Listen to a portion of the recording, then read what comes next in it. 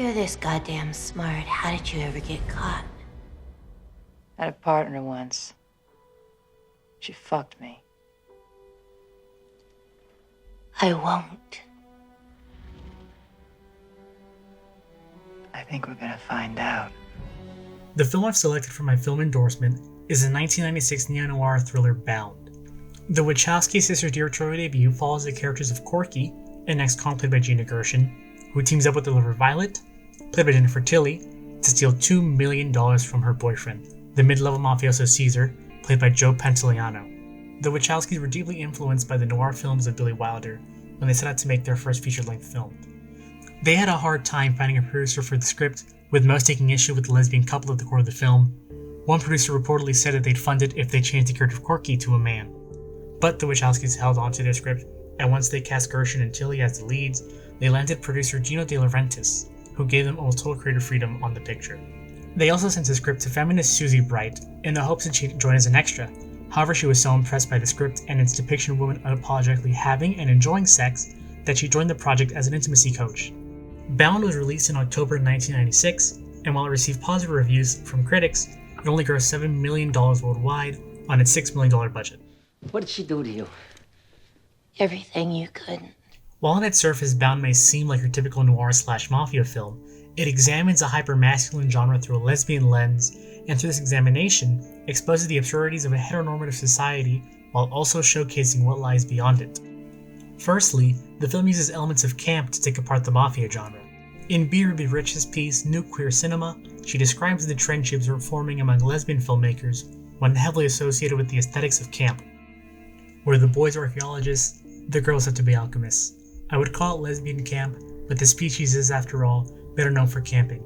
And historical revisionism is not a catchy term, so just borrow from Hollywood and think of it as the Great Dyke rewrite. The film doesn't appeal to what we commonly refer to as camp. When we think of camp, we think of playful things like Tim Curry in the Rocky Horror Picture Show, or Divine in Pink Flamingos. However, camp isn't limited to our ideas of sentimental tacky things, it also applies to the masculine. In her essay Notes on Camp, Susan Sontag defines camp as a seriousness that fails, and in Bound, no other character embodies failed seriousness more than Caesar. He is a man who sets himself up to be a confident, tough guy. He lives in an expensive great condo, and is always wearing nice suits, and has an attractive girlfriend. However, the film peels back his image of tough masculinity to reveal a scared man. And while in other films, failure and moments of weakness can still be portrayed in a masculine light, here Caesar looks like a cowardly child who is far from masculine and the embodiment of failed seriousness or camp. This scene where Caesar is asked for a key to a briefcase which is supposed to hold $2 million shows his nervousness. He's trying to hide not only the fact that the briefcase does not have the money, but that he doesn't know where the money is. Hey, Caesar. Where's the key? The key, Oh, they're in my pants in the bathroom. Fuck it. I don't need the key. I didn't need a key to get in here, did I? Camp is not the only way that the film examines heteronormativity. Bound also subverts many of the expected tropes of the mafia/noir genre. One of the many tropes we expect to see when we watch mafia films is intense violence. And in Bound, the violence, although in many cases intense, is played more for laughs. Roger Ebert described the film as blood-soaked slapstick, and you can feel that comedy all throughout the second and third acts. You can see that slapstick violence in this scene where Caesar's talking to someone he just shot and killed. I'm a dead man, Johnny? I'm a fucking dead man? Guess again, Johnny. Who's the dead man? Who? Who's dead, fuckface? Who? It also plays off the noir genre. Take for example Violet, our femme fatale. In noir films, the femme fatale is supposed to be duplicitous and turn the male lead at the last minute.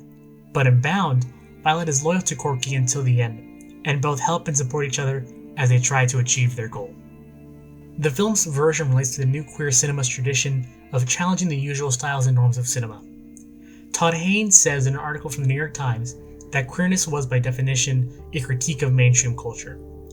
Bound critiques the genres it inhabits through its overexertion of them, allowing for commentary on how this masculinity exists in our society while also revealing the truths of relationships that exist outside the norm.